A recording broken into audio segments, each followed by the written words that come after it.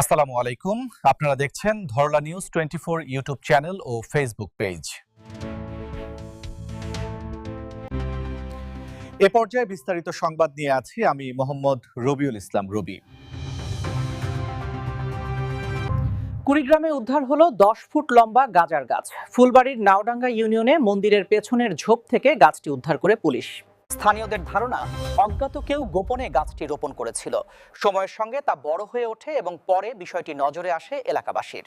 খবর পেয়ে দ্রুত ঘটনাস্থলে পৌঁছে পুলিশ গাছটি জব্দ করে।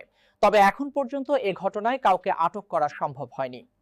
কুড়িগ্রামের পুলিশ সুপার খন্দকার ফজলে রাব্বি জানিয়েছেন, জড়িতদের শনাক্তে তদন্ত চলছে এবং মাদক বিরোধী অভিযান অব্যাহত থাকবে। সকল প্রকার সংবাদ পেতে আমাদের ধরলা নিউজ 24 ইউটিউব চ্যানেল ও ফেসবুক পেজের সঙ্গেই থাকুন। আল্লাহ হাফেজ। ধরলা নিউজ 24।